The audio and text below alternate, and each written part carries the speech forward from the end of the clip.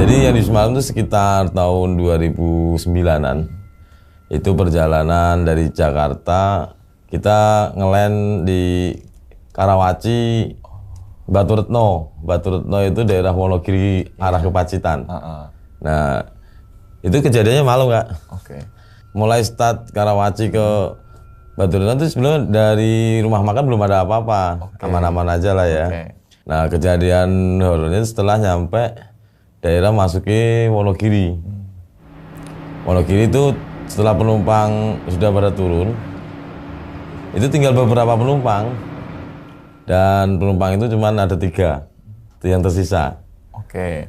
Nah, di tengah perjalanan itu udah nyampe daerah Ngadirojo itu, daerah ke Batu Retno masih ada 2. Itu tiba-tiba kayak ada anak kecil menangis di dalam bis itu. Padahal nggak ada anak kecil. Nggak ada anak kecil. Yang 3 penumpang tuh bukan anak kecil, berarti? Enggak. Oke. Nah, kira maaf, apa ada yang bawa anak kecil ya? Gitu. Nggak ada, Pak. Nah, itu yang nangis siapa? Nggak denger, Pak. Nah, itu yang denger tuh cuma saya. Oke. Jadi dari belakang itu kayak anak kecil nangis gitu, Bang. Wah, sempat merinding. Terus saya nanya ke driver 2 kan, kamu denger nggak ada yang nangis tuh? Nggak denger. Kenceng loh suaranya gitu. Nah, dari situ udahlah, bismillah aja, buka-buka dan selamat nyampe tujuan gitu kan. Itu 2 kali terdengar kayak anak kecil nangis gitu. Kebayang sih, kebayang. Iya. Itu bayangin tinggal 3 penumpang, ya kan? Yang 1 diturun di Ngadirojo, yang sisanya 2 turun di Batu Retno. Kan ada 2 orang itu, satu bapak-bapak, yang 1 ibu-ibu. Saya tanya, dia juga nggak dengar. Cuma tuh saya lagi bawa mobil tuh perasaan ada di belakang tuh ada yang nangis. Dan itu jelas. Jelas. Dilihat sama Bang Didi. Jelas.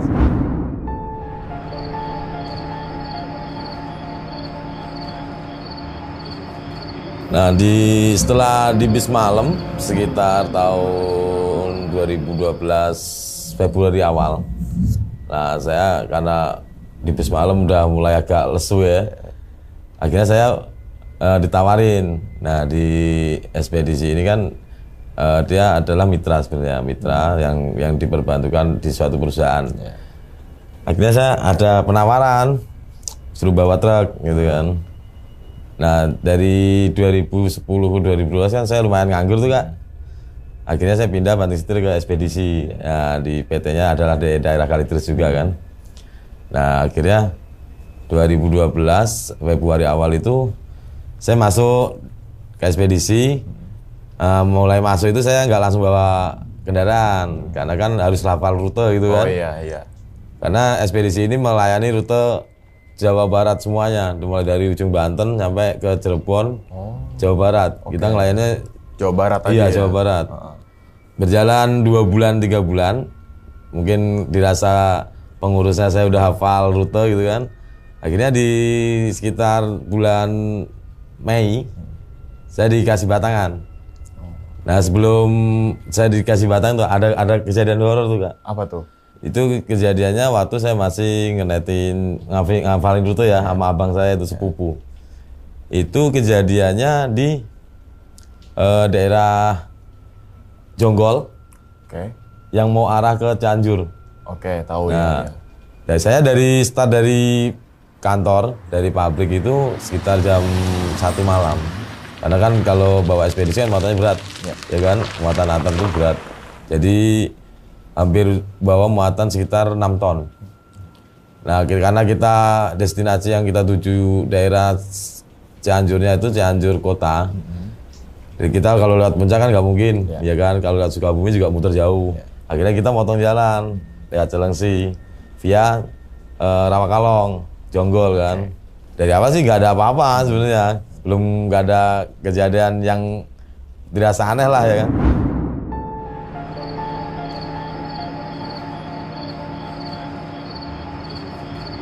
Setelah perjalanan dari jam 1 dari Kalideres, sekitaran habis Jonggol, nanti kita ketemu kan yang namanya Tanjakan Pinus tuh Bang Umar.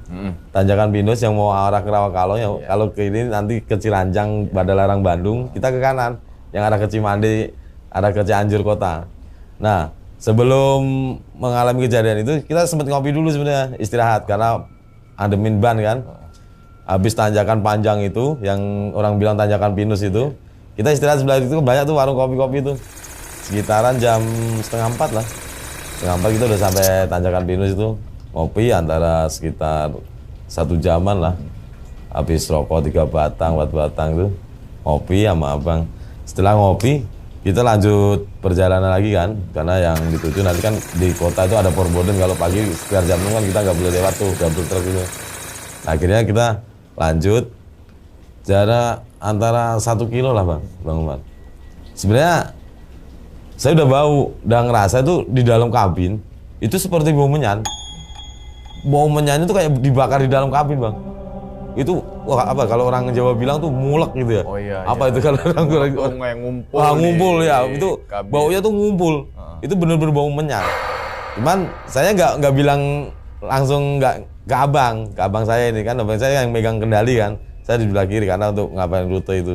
Saya rasa sampai 1 kilo, 2 kilo ini bau nggak hilang-hilang gitu kan. Pikiran saya pertama tuh apa mungkin orang sekitar sini lagi bakar menyan atau gimana, kita nggak tahu kan.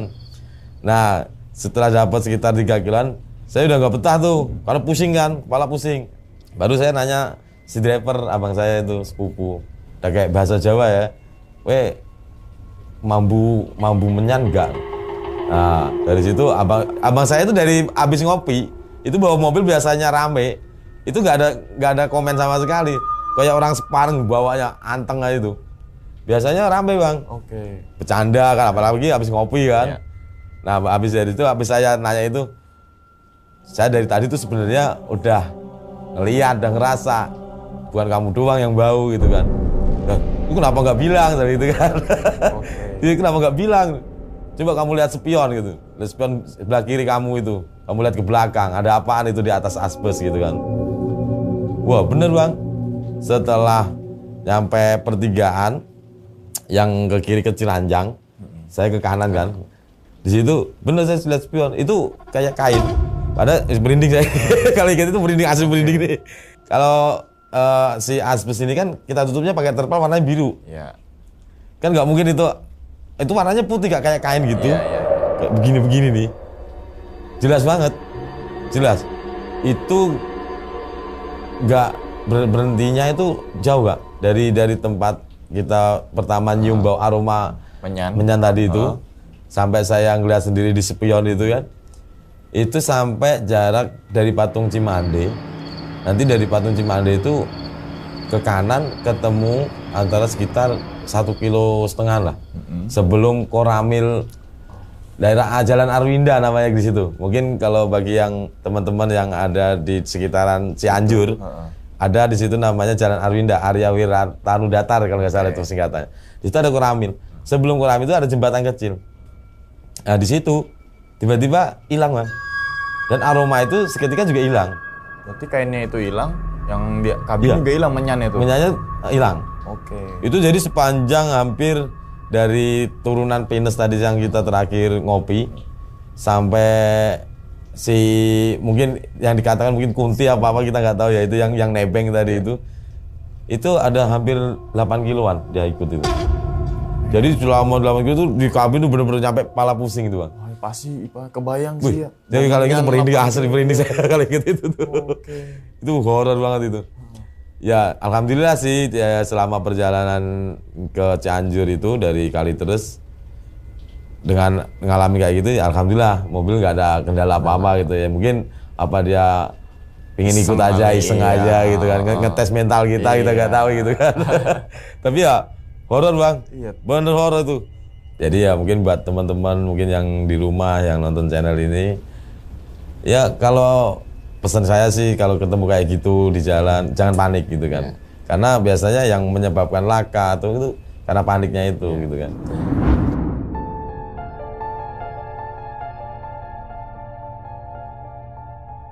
Setelah itu saya di bulan Juni akhirnya saya dikasih batangan Bang dari pihak pengurus karena mungkin udah dipercaya karena hampir 3 bulan kan ke Rute itu kan ngapal Rute kan lumayan karena ada dari ujung Banten sampai ke Cianjur Selatan ke Cirebon.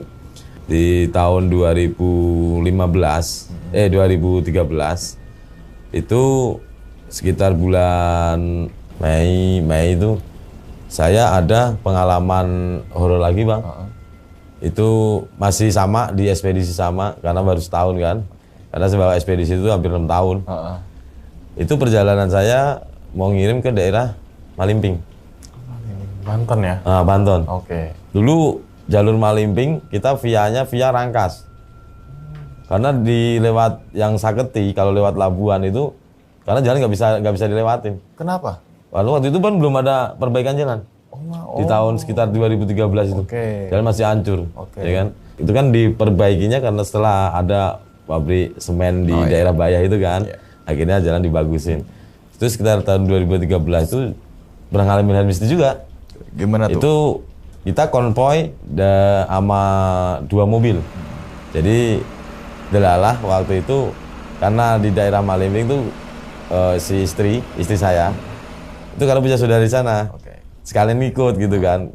Dengan kondisi istri lagi hamil 5 bulan waktu itu.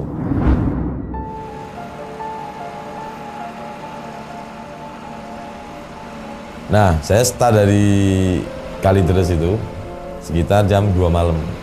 Kita via Rangkas dengan jalan yang super wow dengan muatan 7 ton ya kan. Nah, connect saya ini saya suruh ikut mobil yang belakang. Ya kan, akhirnya karena kan ikut saya kan nggak mungkin.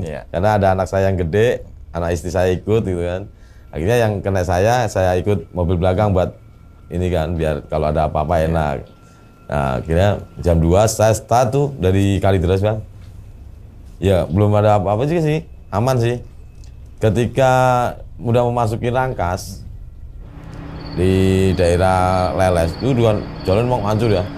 Harusnya kalau jalan lancar nggak rusak itu estimasi dari Kalideres sampai ke Malimping itu sekitar 4,5 jam, 5 jam lah paling lama ya kan. Karena jalannya hancur, saya nyampe Rangkas itu sekitaran jam 3:30. Harusnya 3:30 itu udah masuk daerah Gunung Kencana. Mungkin teman-teman yang daerah Rangkas, daerah Malimping yang pernah lintas ke Bayah, bahkan di Gunung Kencana ini kan terkenal, mungkin yang sebagian orang yang tahu, bahkan ada mitosnya di situ kan istana gaib gitu kan, Gunung Kencana itu. Nah, saya pernah ngalamin di situ juga Bang, kejadian Bang. Jadi yang ngalamin langsung bukan saya. Ya, yang ngalamin langsung itu istri. Karena lagi ngandung kan.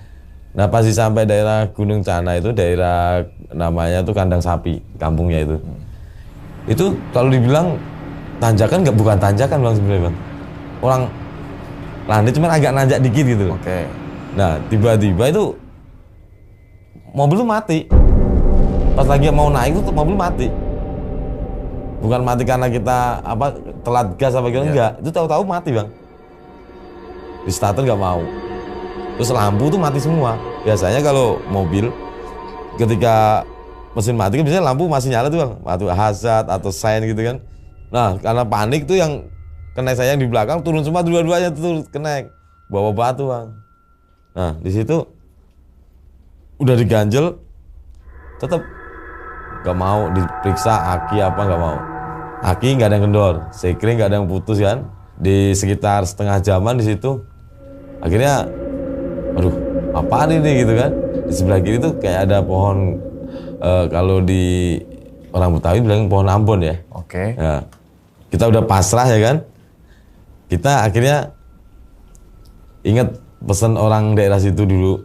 Pernah ada cerita waktu saya makan di daerah Gunung Kencana yang arah balik itu kirim ke Bayah. Tuh Bang kalau lewat daerah situ permisi aja. Kamu buang puntung rokok gitu Bang. Nah itu baru ingat saya. Puntung rokok? Iya. Di situ katanya suruh buang puntung rokok. Kamu nyalain kamu buang. Sambil bilang permisi. sambil berdoa lah semoga nggak ada apa-apa. Saya baru ingat dari situ. Nah, gak lama udah nyerah nih, udah habis ngecek aki apa nggak ada yang trouble kan. Jadi saya nyalain tuh rokok 1 batang tuh Bang Wan. Bismillah ya Allah. Mbah, saya mau numpang lewat. Ya kalau pengen ngerokok ini rokoknya saya gitu. Itu saya langsung buang ke samping mobil. Gak berapa lama kena saya balik nutup kap mobil itu, ngecek aki, habis ngecek aki dan segalanya. Itu tiba-tiba Bang lampu nyala sendiri Bang, tanpa ada yang nyalain. Aneh gak itu? Jadi sopir yang di belakang kenek 2, kenek saya 1 sama kenek beliau 1. Terus saya, ya heran. Coba saya langsung starter, saya langsung starter, buka-buka bisa nih. Karena kejadiannya itu udah hampir habis subuh, sekitar 4:30-an. Kita di tengah hutan kan, bawa anak kecil, bawa istri lagi hamil kan, siapa yang nggak serem gitu kan. Saya ngucap bismillah 3 kali tuh Bang. Alhamdulillah Bang, langsung jreng itu mobil. Nyala lagi? Nyala langsung. Nyampe tempat itu Bang. Gak ada mati-matian? Gak ada mati-matian. Nah, sudah nyampe di daerah Malimping, di daerah Binuangen. Kan bis bongkar tuh, sekitaran jam 1:30. Nah, mau arah balik nih, istri baru cerita nih Bang. Katanya, kamu tahu nggak semalam tuh kenapa mobil kamu mati katanya. Tuh, emang kenapa ya? Mungkin trouble aja. Oh enggak gitu.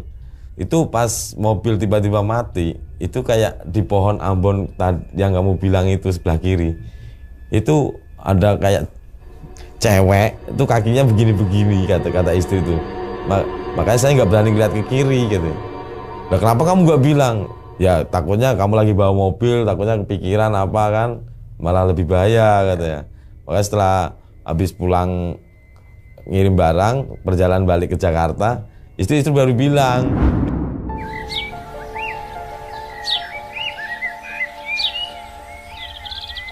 Di Gunung Kencana juga itu Bang, saya punya paman, kebetulan itu satu ekspedisi, satu mitra gitu kan, di perusahaan kami itu. Itu juga pernah mengalami kejadian juga di Gunung Kencana itu, malah lebih horor. Jadi dia nggak bawa kenek. Waktu itu sih kejadiannya setelah kejadian saya ini selang 2 tahunan lah. Dia ngirim daerah Kebayah. Pas di sana itu tiba-tiba mobil paman saya itu nyerosot, akhirnya nabrak tebing kan. Ya alhamdulillah sih masih diberi selamat ya, mobilnya hancur. Itu daerah Gunung Kencana yang pas, kalau mungkin teman-teman kalau yang pernah lintas dari Rangkas ke Malimping via Gunung Kencana, itu ada tanjakan yang begini tuh, agak panjang, lupa nama daerah situ apa namanya.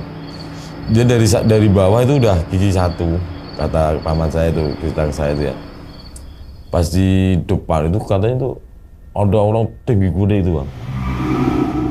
Banyak tanjakan yang paling terakhir itu, perasaan dia itu ada orang tinggi gede itu, kayak ngalangin itu tiba-tiba mobilnya mati. Dan nabrak mundur akhirnya karena posisi mundur muatan berat sekitar 7,5 ton kan waktu itu, rem nggak ketahan. Nah di belakang itu ada mobil semen, untung bisa ngindar Bang. Akhirnya paman saya itu dia buang kanan, mobil tabrak tebing. Ya alhamdulillah paman saya masih diberi selamat, alhamdulillah. Cuman mobil hancur, sama muatan hancur. Ya tanggung jawab itulah, ya namanya musibah kan nggak ada yang tahu alhamdulillah kan. sih.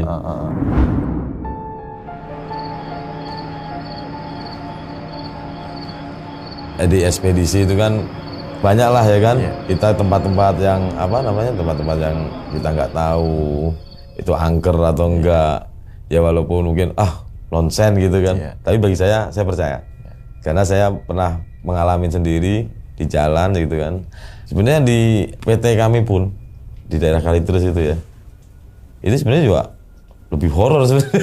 Horor juga. Banyak kejadian Bang. Oke. Dari ekspedisi, supir ekspedisi yang dari Lampung lagi loading, tiba-tiba ada sosok wanita duduk di tumpukan asbes, terus ada mobil semen curah itu kan, karena kan di PT itu kan bahannya dari semen. Di semen curah lagi bongkar semen itu, tiba-tiba ada gede tinggi 2 sosok gede tinggi 2 itu di belakang itu, di mesin penyedot semen itu. Jadi kalau mobil semen curah itu kan molen kayak panjang itu kan, dia kan disedot ke atas itu kan. Ya gitu. Bude tinggi di atas katanya. Di PT Nyampe, itu. iya nyampe ke Biri-Biri itu sopir 3 itu. Kalau yang sopir lampu gitu sekitar jam 3-an itu. Jadi dia loading ngantri kan. Kalau di situ kan ngantri kan. Dia sama istrinya, sama anaknya. Nah, sekitaran jam setengah 3 dia lagi tidur tuh suaminya katanya. Nah, si istrinya tuh lagi kebangun. Itu tiba-tiba di depan mobil kan dia, jadi parkiran itu tumpukan asbes gitu kan, tumpukan asbes. Nah, itu tahu-tahu ada yang ketawa. Itu sosoknya wanita katanya. Wanita pakai baju putih, rambutnya mukanya ketutupan rambut gitu kan. Itu langsung dibangunin lakinya, kabur ke security bang, lapor security itu.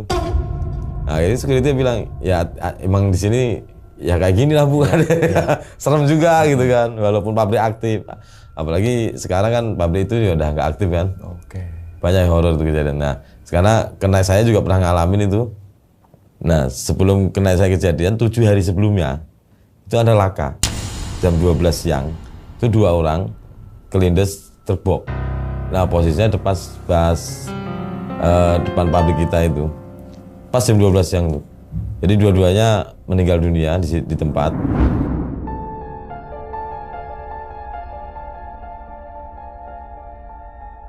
Nah setelah 7 hari, nah kena saya ini kan biasanya kalau muat barang, loading barang itu kan ngantri bang. Kalau selesai, kalau sekiranya masih di bawah jam 12 malam, dia pulang ke kos. Ya kan? Kalau saya kan karena tugasnya bawa drivernya kan, jadi saya pulang. Habis ngirim barang terakhir sampai pabrik, saya pulang.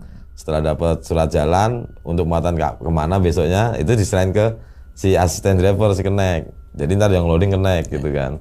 Nah, delala waktu malam itu pas kejadian itu sekitar tahun 2014-an. 2014 saya mau ngirim ke daerah Cianjur Selatan tuh bang. Itu kena selesai muat itu sekitar jam 1 atau sekitar 2 lah. Nah tiba-tiba ngabarin, bang saya nggak jadi ikut ngirim gitu. Duh saya kiriman jauh ini. Kalau nggak bawa kena nggak mungkin. Kalau nggak mau ikut harusnya dari sore gitu kan. Sempat saya marah-marahin kan.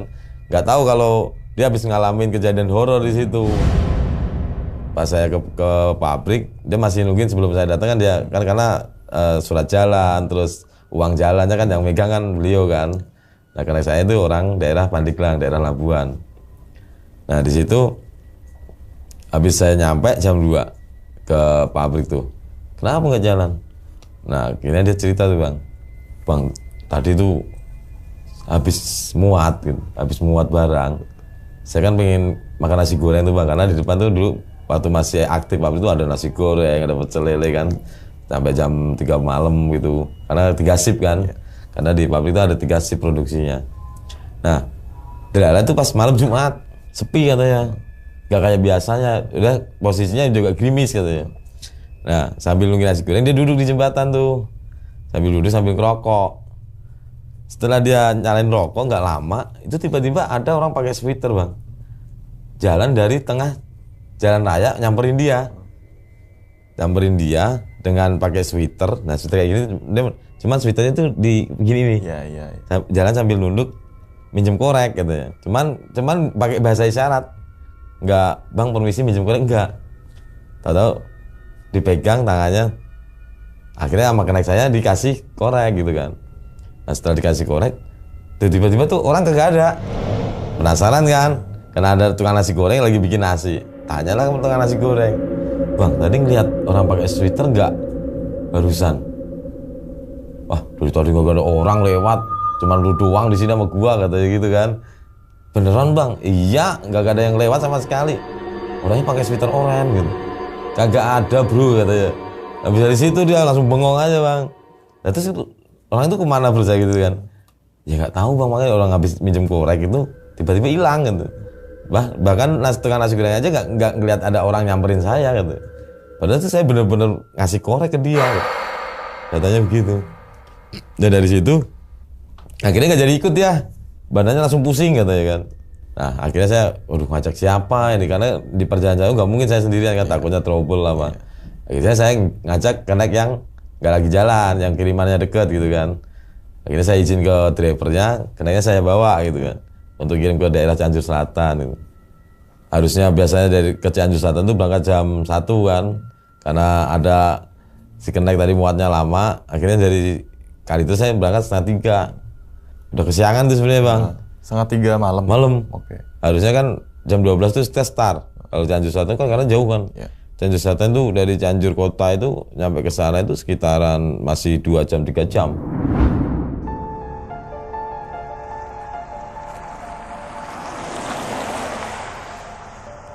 Dari start alhamdulillah lancar, nggak ada apa-apa. Akhirnya saya lewat Sukabumi kan, muter. Karena lewat puncak itu kan terlalu tinggi, tanjakan takut panas apa. Akhirnya saya lewat Sukabumi, lancar tuh Bang. Nyampe sana lancar. Nah, kejadian horornya itu pas pulang. Saya nyampe Cianjur Selatan itu daerah Cidaun itu sekitar jam 11 siang. Jam 11 siang hampir jam 12 habis zuhur. Sampai sana akhirnya ngantri bongkar karena yang bongkar juga istirahat kan. Makan karena toko bangunan itu kan jam 12 nanti istirahat dulu. Akhirnya kita bongkar-bongkar jam 3. Selesai bongkar tuh sekitaran jam 4 lah. Itu dari sana. Justru pulangnya ini yang saya mengalami kejadian horor di daerah sana. Itu daerah Sukanegara. Di situ ada jembatan panjang. Gak tahu tuh nama sungainya apa, saya lupa ya. Itu sungainya gede lebar, itu jembatannya panjang. Kalau dari Cianjur arah ke Cianjur Selatan tuh sebelum jembatan itu ada terowongan, itu batu cuman yang mungkin sama pemerintah itu dibolong dari sebelum Sukanegara itu namanya apa lupa saya itu. Habis ngeres makan sekitaran jam 5. Nah nyampe di TKP itu pas di jembatan itu sekitar hampir maghrib. Emang habis makan itu perasaan saya tuh aneh. Kenapa? Bawa mobil tuh. Gak tahu aja, kayak bertiga aja di dalam mobil tuh Bang. Padahal berdua. Nah, naik tidur habis makan karena mungkin kecapean kan. Nah, pasti nyampe di jembatan tadi tuh, di yang sungai besar tadi itu. Itu Bang, tiba-tiba setir saya itu kayak ada yang ngebanting. Ini tangan saya nyampe masuk ke dalam setir begini. Itu Bang, hampir kalau mobil saya nggak berhenti, mungkin saya nyebur ke kali itu. Saya nyampe kewalahan, orang tiba-tiba gitu kan. Begitu nyampe langsung begini, mobil langsung puter arah begitu Bang.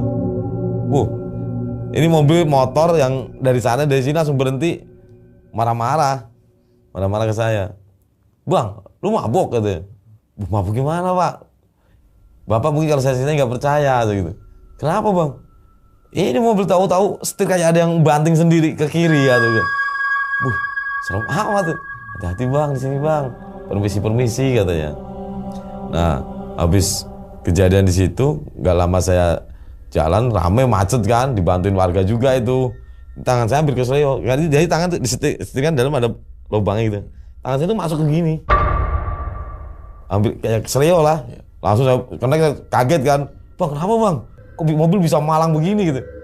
Wah, lu bro, molor mulu saya gitu kan. Ya habis Bang, capek Bang. Dari semalam belum tidur katanya. Ya udah nggak apa-apa lah, kita masih selamat gitu kan. Emang kenapa Bang? Gak tahu bro, Bang. Tiba-tiba tuh setir kayak ada yang megangin, terus setir dibanting ke kiri bro, kita mau dibuang ke kali gitu. Wih, serem amat. Yaudah Bang, permisi aja lah coba. Ya habis dibantuin warga, ya kan, macet kan, rame kan. Yang tadinya sepi jadi rame, mobil lalu-lalang nggak bisa karena posisi mobil saya itu nutupin jembatan. Yang tadinya ke sono jadi malang begini.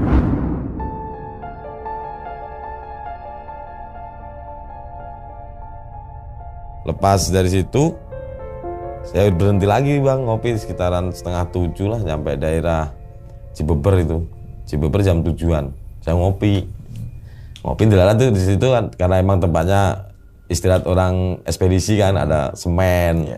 Dari situ ada mobil semen yang pulang juga dari Cianjur Selatan juga. Ngobrol saya kan.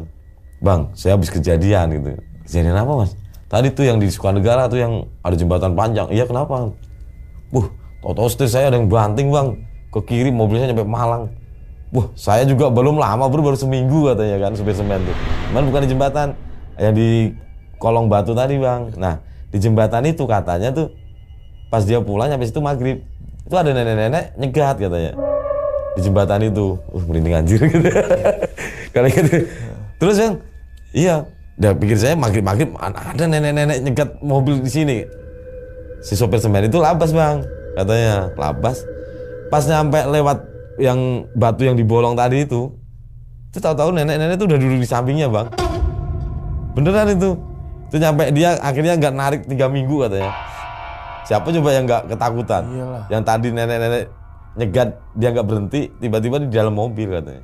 Duduk sampingnya lagi ya? Di sampingnya. Oke. Wih, serem itu bang. Itu daerah Sukanegara itu. Ya alhamdulillah sih nyampe rumah itu sekitaran jam 11 malam. Alhamdulillah dari situ nggak ada apa-apa. Cuman mungkin karena kita nggak tahu ya kan, nggak permisi apa namanya, nggak tahu kan. Ya alhamdulillah sih masih dikasih selamat gitu kan. Ternyata emang daerah situ emang angker gitu. Lupa namanya daerah itunya apa. Kalau masuknya itu masih daerah Sukanegara. Masuknya udah Cianjur Selatan. Tuh mungkin buat kawan-kawan yang mungkin motoris yang suka apa namanya traveling pakai motor ke daerah Selatan tuh banyak mistisnya. Daerah sana itu. Saya juga punya pengalaman terakhir yang menurut saya sih horor juga. Itu kejadiannya di Pelabuhan Ratu. Waktu itu saya mau ngirim daerah Cisolok, ya kan. Waktu itu malah sebenarnya sendiri, nggak pakai kenaik itu, sendiri karena di situ kan ada yang bongkar. Nah kenaik akhirnya nggak ikut.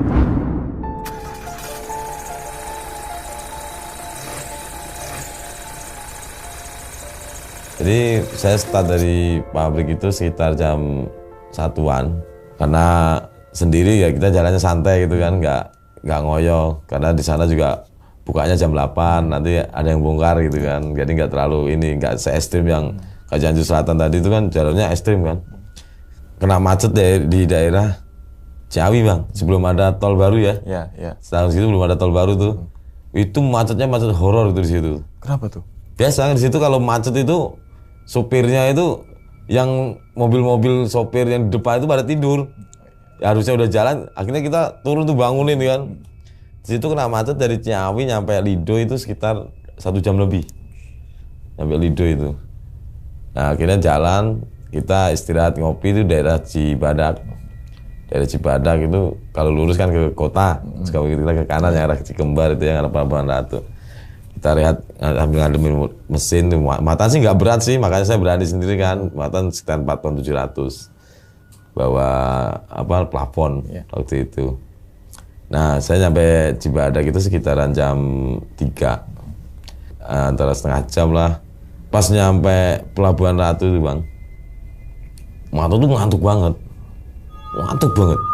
Padahal cuma ngopi doang loh. Biasanya kan habis makan apa gitu kenyang ngantuk ya, itu enggak. Itu pokoknya pas sampai Pelabuhan Ratu habis pasar itu saya udah gak kuat tuh. Padahal yang saya tuju mah udah gak jauh sebenarnya, paling setengah jam lagi nyampe gitu kan. Itu udah malah kejadiannya nggak malam-malam bang, udah mau menjelang pagi, udah jam 5 lewat. Terus saya istirahat, ketiduran, saking pulesnya atau apa. Terus saya tengok kanan kiri tuh nggak ada orang, tapi kayak saya tuh ada yang pundaknya ini ada yang narik gitu, ada yang narik tuh sambil teriak, woi bangun siak gitu. Kayak suara cowok, suaranya gede gitu bang. Terus sampai kaget itu, kanan kiri nggak ada orang, saya sendiri, mobil saya sendiri gitu kan. Yang lebih saya nggak masuk akal, pikiran saya tadi tuh saya parkir tuh jalan datar, nggak taunya jalan miring begini bang, nggak ada yang ganjel loh bang. Coba kalau nyerosot bang. Iya. Handrem tuh saya lupa, nggak saya angkat. Tuh. Bisa. Harusnya nyerosot dong. Iya betul. Saya baru ngehnya di situ. Apa ini entah siapa ya kan? Tapi kalau orang kayaknya nggak mungkin. Di situ nggak ada orang waktu itu. Waktu itu TKP-nya tuh pas habis pasar Pelabuhan Ratu. Sebelum hotel dulu bang, sebelum hotel kan ada tanjakan begitu. Nah kan dia nggak nanjak dikit, dia nyender aja di situ udah saking beratnya mata, udah nggak kuat itu bang. Nah itu saya tidur sekitaran nggak lama sih, setengah jaman emang, setengah jaman. Itu saya akhirnya ngelus dada, ya Allah saya masih dikasih selamat di sini. Mungkin tadi yang bangun itu sosok orang baik gitu kan. Ya mungkin entah tuh orang atau siapa, kalau orang kayaknya nggak mungkin, karena di situ saya sempat turun tuh tengok kanan kiri itu nggak ada orang. Lagi pula tuh kaca kan saya tutup. Itu kayak bau saya itu kayak ada yang narik gitu ya. kaget gitu kan. Pas turun dah, mobil gak diganjel ya.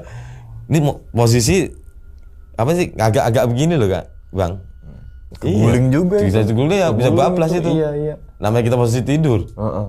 Muatan juga agak lumayan berat kan, 4 Iya 4 ton setengah. Lumayan lah. Nah kalau bablas ya habis itu. Iya. Itu yang mungkin paling horor itu juga itu kalau menurut saya itu ya horor juga, paling horor itu. Iya. Tanpa saya tarik kan, tuas handrem itu. Tapi mobil nggak nyerosot. Dengan posisi jalan miring begini, muatan, saya tidur.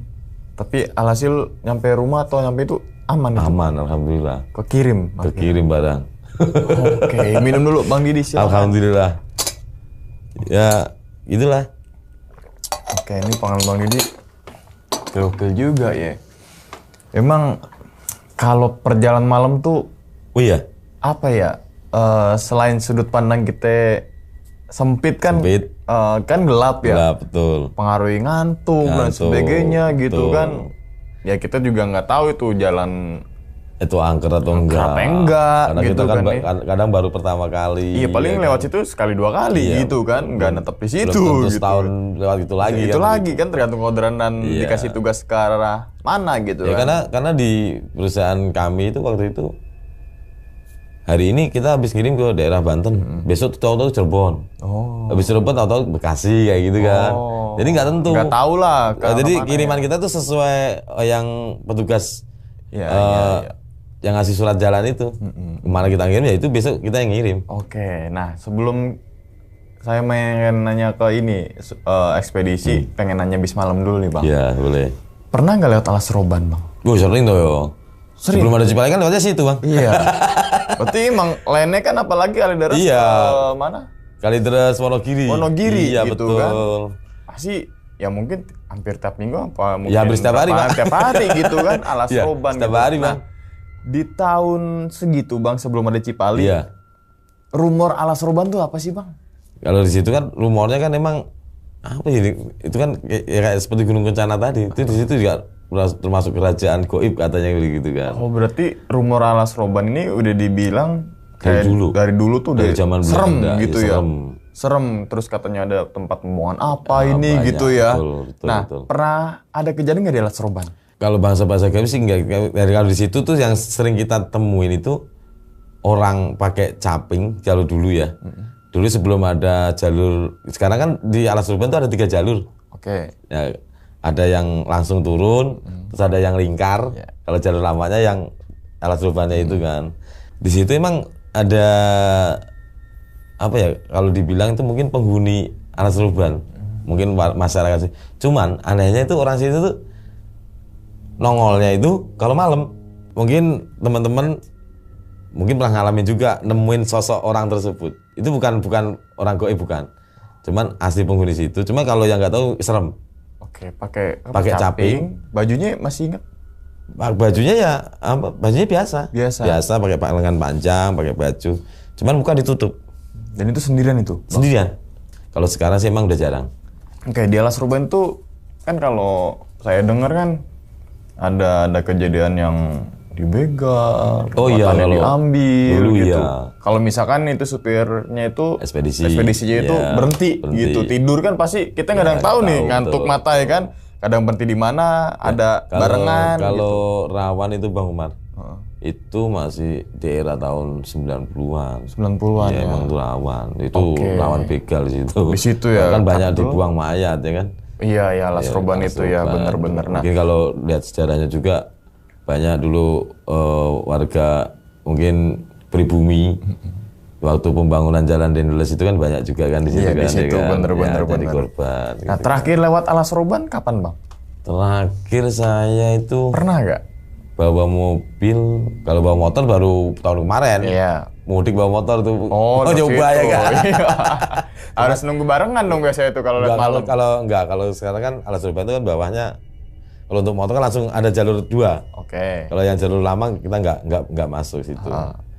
Kalau horor pasti horor situ serem banget. Iya kan, horor kan nggak harus lihat penampakan iya, kan, ngerasa merindingnya itu ada horor gitu kan. Kita jalan sendirian, kanan kiri hutan gelap, itu ada horor ya kan gitu kan. Nah, trek line bis malam paling jauh dari mana ke mana, Bang? Kalau saya paling jauh paling Ponorogo. Ponorogo. Iya, Ponorogo. Ponorogo udah Jawa Timuran. Jawa Timuran. Jawa Timur. Berarti tahun-tahun segitu Bang ada namanya Basuri sama Telolet.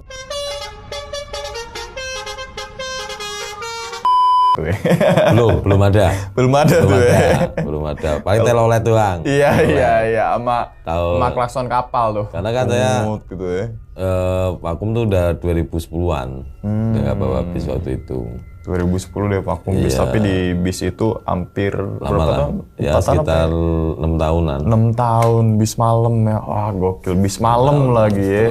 Oke, nah pernah gak sih Bang ketika bawa bis malam itu, namanya juga bis malam, pasti malam nih kan?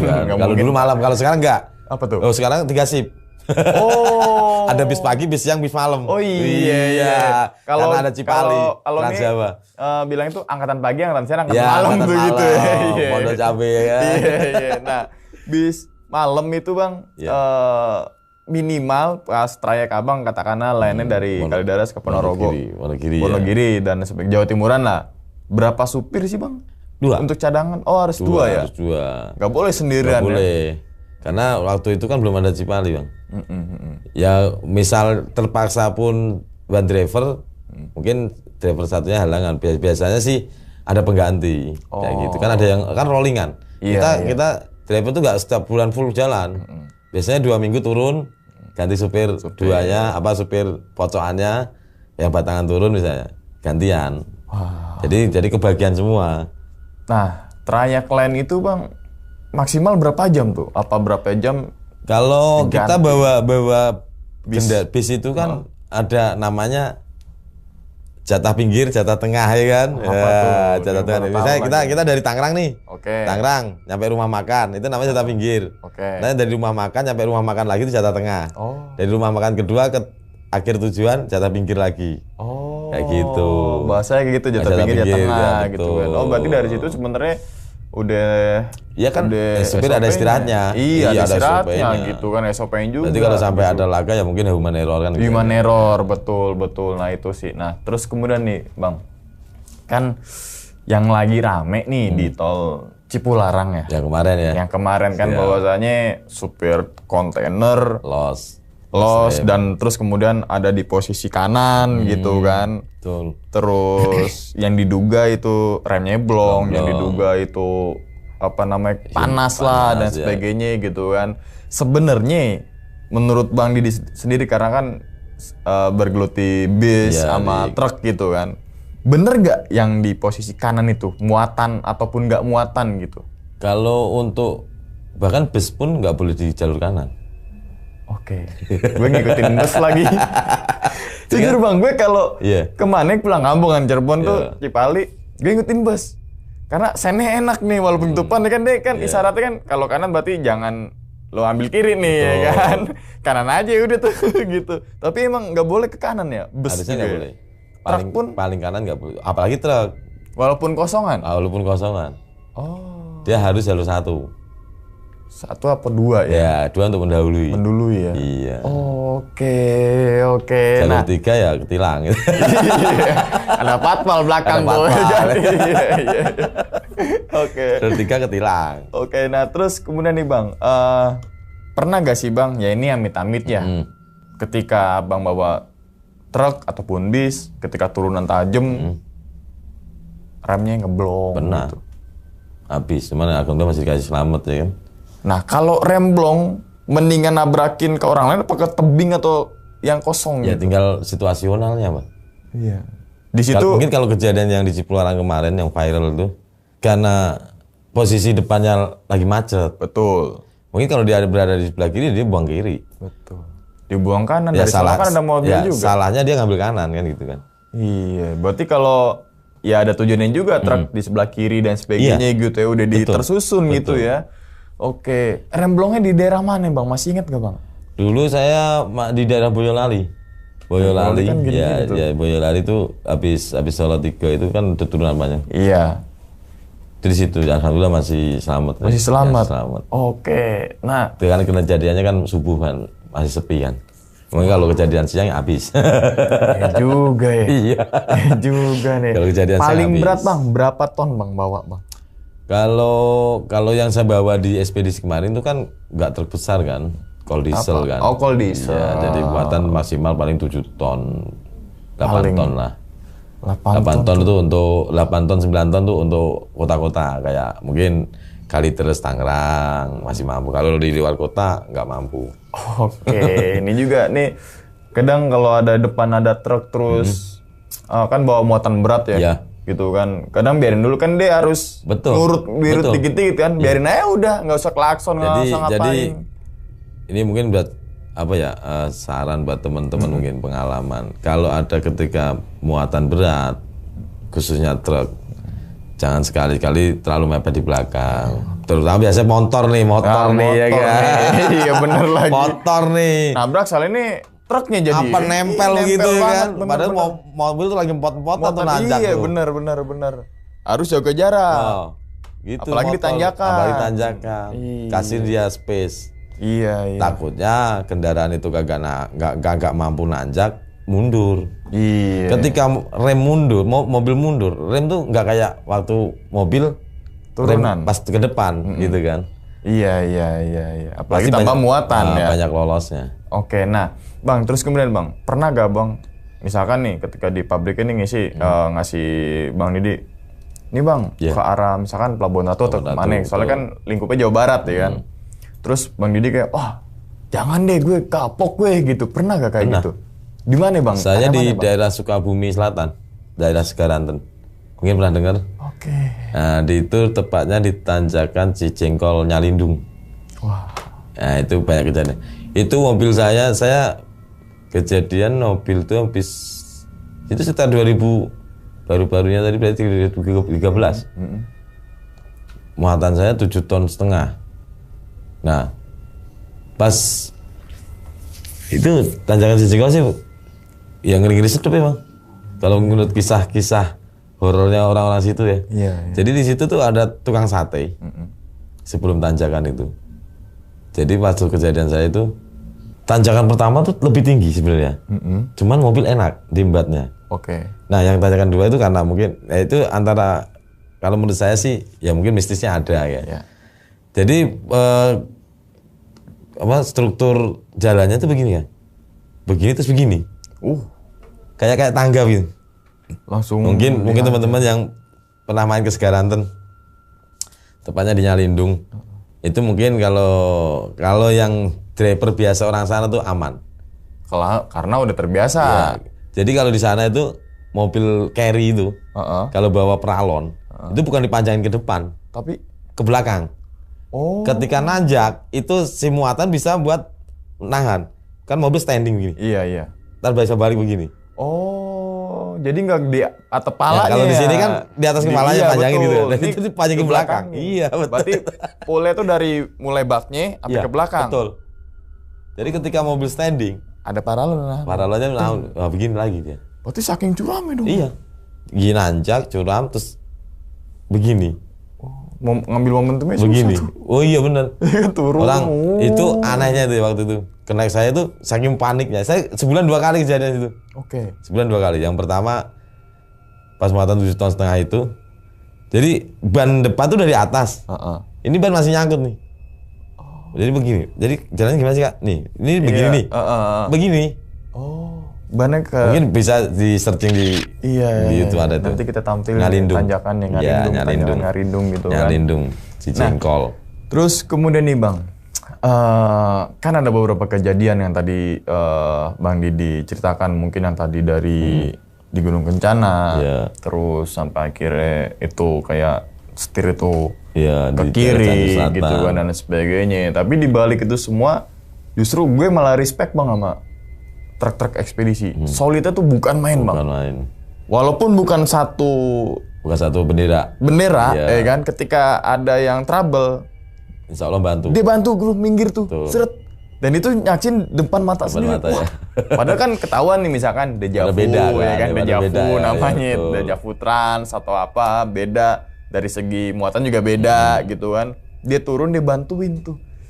Emang kayak gitu Bang? Ya solidaritas di jalan. Wah, salam Mungkin satu. kalau sekarang sih mungkin udah ada komunitas ya. Iya, iya. Kalau dulu kan nggak ada. Tapi sebelum ada komunitas pun Iya, dia tetap bantu ya. Bantu. Apalagi mungkin trouble-nya di tempat sepi ya kan. Wah, iya sih. Kalau kayak gitu, Iya. Nah, pernah gak Bang? Kan biasanya nih, misalkan tujuan mana gitu kan, terus kemudian ketemu di jalan, sama-sama tujuannya sama nih jalannya, sama kan otomatis konvoy nih. Walaupun sama mobil beda. Ya. Dan PT beda gitu kan. Saya ngalamin di Serang itu, daerah Petir. Ceritanya saya balik dari Labuan, daerah di situ tuh ada mobil mogok. Itu katanya dari tadi Bang nggak ada yang mau bantuin. Ya udah ayo tarik gitu kan. Beneran Bang mau? Nggak apa-apa lah. Ya kan akhirnya saya tarik. Nah dia pun ngasih uang waktu itu kan. Nggak usah bro. Namanya kita di jalan gitu kan. Siapa tahu nanti suatu saat ente nolongin saya. Kita nggak tahu gitu kan. Saya dirangkul ya kan. Udah 10 mobil Bang, baru abang yang mau nolongin saya. Jadi mobil itu ambles. Kosongan juga sih, cuman mobil itu ambles. Oke. Kan ada mungkin ada sebagian kan nolongnya pamrih gitu kan. Iya. Kalau kita kan nggak begitu. Terus kemudian truk tuh aku respect juga tuh. Kalau lagi ngantuk, jalan malam nih Bang Esa, terus di belakang kita ada tulis-tulisan tuh. Iya. Pulang rindu, apa tuh? Gak pulang malu. Gak pulang malu. Pulang rindu. Iya gitu. Atau enggak apa-apa. Gak pulang rindu, pulang malu, gak pulang rindu. Apa gitu ya gitu. Terus ada lagi yang bikin lucu lagi ada lagi nih. Supir sekarat kena modar. Oh iya. Supir sekarat kena modar.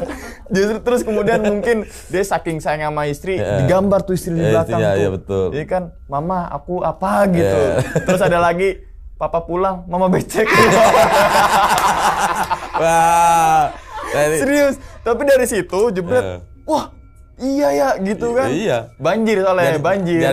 Jadi Bang kadang pengalaman apa ya? Itulah yang dirasakan ke driver-driver mungkin ekspedisi jauh ya luar kota. Apalagi lintas Sumatera kali ya. Betul. Karena ada yang ekspedisi dari Sumatera ke Lombok. Wah itu. Ya kan ke Sumatera ke Jawa. Truk-truk yang mungkin bawa cabai, bawa apa tuh biasanya tuh. Ya kalau mungkin yang viral itu ya truk bawa cabai, kenapa dia harus ngebut itu karena tuntutan jam tayang. Iya. Karena saya pernah ngalamin ngirim dari Cirebon. Nah dari Indramayu biasalah kita nyari sampingan kan. Iya. Muatlah sayuran. Kita kirim ke Tangerang kan, ke pasar Tangerang. Pulang ya dong. Kan? Itu benar. Kita dikawal sama yang punya barang. Jadi gini Bang, kenapa abang saya suruh cepat gitu kan? Beda 1 jam, setengah jam, keduluan orang harga jatuh. Itu seperti itu. Iya. Makanya apalagi capek cepat busuk. Makanya harga tanah tinggi tuh siap jam beda-beda tuh ya. Kalau jam 2 pagi, kalau murah tuh udah mau 2 pagi tuh, murah tuh ya kan. Karena faktornya di situ teman-teman semua. Iya. Yang super tuh biasanya malam tuh datang. Iya betul. Karena baru datang masih fresh. Wah. Harganya agak mahal. Oh, iya. Oke, jadi tahu lah gitu ya. Tapi mungkin teman dari Bang Didi gitu kan. Yang mungkin sekarang lagi sambil nganter barang. Kalian mungkin lagi teman-teman rekan-rekan Bang Didi yang masih di bis malam juga gitu kan ya.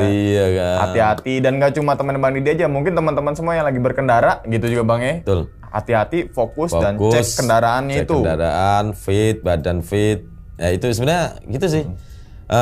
Berkendara itu yang penting badan fit, kendaraan fit, insya Allah aman di jalan. Iya. Makanya kalau ada himbauan tuh pelan-pelan keluarga menunggu di rumah atau apa gitu kan. Emang bener kalau kita dirasa ngantuk, mendingan istirahat. Nggak usah buru-buru. Karena apa ya?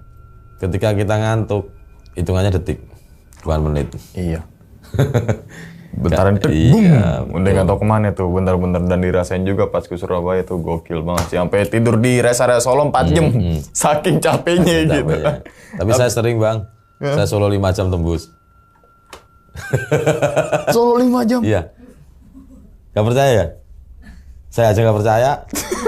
Beneran, tapi tembus. Gokil. Terakhir itu, saya dapat orderan. Mobil beliau gitu kan. Nah, ibundanya itu sakit, koma di rumah sakit. Dari sekali terus itu 4:30. 4:30 saya masuk rest area Kanci itu jam 6:30. Setengah 7, hampir jam 7 lah. Jadi ya Kalideres Kanci 2,5 jam. Kalideres Kanci tuh ya? Emang lancar. Oke. Karena estimasi lancar kan. Tapi kan dari Kanci ke Solo 2,5 jam lagi berarti? Ya pokoknya nyampe kediaman. Jadi pas nyampe Pekalongan tuh setengah 8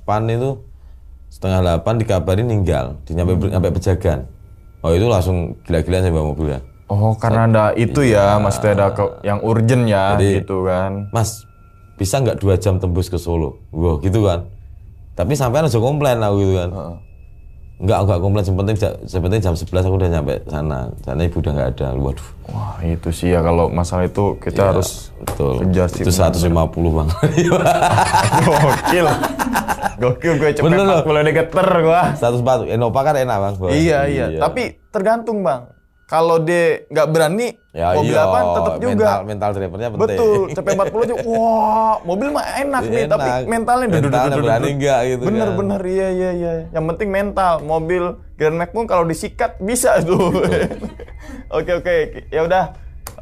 Kita doakan semoga Bang Didi sehat selalu Bang ya. Siap. Panjang umur, murah rezeki, begitu pun juga dengan teman-teman semua yang nonton di rumah nih. Dan ingat teman-teman semua, cerita dari Bang Didi ini bukan untuk nakut-nakutin teman-teman semua ketika bepergian ke suatu tempat ataupun yang lainnya. Tapi ambillah sisi positifnya dan buang sisi buruknya. Sekian dulu pada video kali ini dan nantikan video-video gaib berikutnya. Hal gaib itu muncul ketika sugesti kita buruk. Wassalamualaikum warahmatullahi wabarakatuh. Selamat beristirahat. Bang Didi, makasih banyak. Siap. Alhamdulillah. Sama-sama. Sampai ketemu di session selanjutnya.